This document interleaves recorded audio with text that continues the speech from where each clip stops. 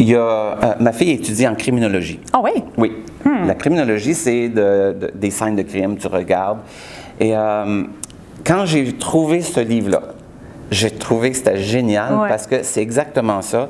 C'est la manière, un détective au temps de la Bible, c'est ils prennent une histoire et ils mettent des indices. Comme elle étudie dans la criminologie. Puis aujourd'hui, c'est quelque chose que tout le monde aime, les émissions avec des détectives, trouver le mystère.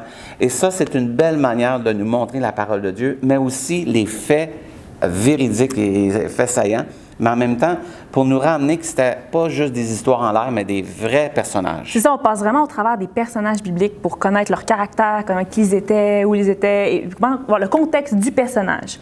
C'est vraiment, vraiment bien. Et juste ça, avec, mettons, on prend Josué, vous rajoutez une histoire biblique, vous rajoutez une collation créative, vous rajoutez un jeu, vous rajoutez une activité et imaginez, l'enfant ressort de votre éducation chrétienne comme s'il était à l'école, mais pas à l'école comme qu'il fait, mais à l'école d'un détective. Moi, je rajouterais même avoir des items de... Ou une thématique vraiment là, de la semaine. Tu décores ta classe en fonction de que c'était un détective, des manteaux. Il faut trouver quel personnage est un personnage de Dieu, quel personnage est méchant. C'est vraiment, vraiment cool comme jeu. Même moi, j'ai envie de le faire. Mais je sais qu'il y a des éducations chrétiennes qui le font présentement.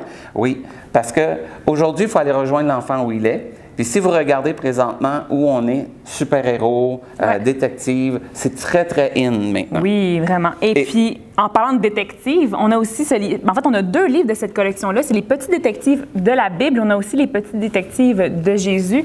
Donc ça, c'est le genre d'un livre que je laisserais traîner dans ma bibliothèque d'éducation chrétienne ou à la maison si vous avez des enfants, pas très loin.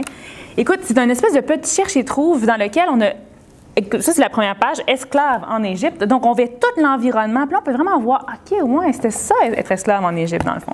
Et puis là, on a tous les petits éléments qu'il faut faire le cherche et trouver dans l'image. Et puis, chaque thème est expliqué, en fait, comme je peux le remontrer encore. Ici, on a l'image, puis on a une petite explication sur pourquoi on a mis cette image-là, justement, puis c'était quoi le contexte de ce petit élément-là dans les esclaves en Égypte. Et même, vous allez sur Éducation, vous trouvez une leçon sur quelqu'un qui est en Égypte. Vous avez votre leçon qui va déjà avoir votre collation créative et tout ce que vous avez besoin, votre jeu, votre histoire. Parce que non seulement ça devient une activité super intéressante, vous pouvez en faire un jeu. Et c'est comme un peu, à l'époque, Chercher Charlie. Oui, qui ne se souvient pas de Charlie? Et moi, je peux vous le dire, il y a celui-là, c'est sur la Bible, mais il y en a un autre sur Jésus. C'est son histoire. Parce que ça, on passe vraiment au travers de toutes les histoires de la Bible. Et puis, voilà. Pour en savoir plus, cliquez sur le lien.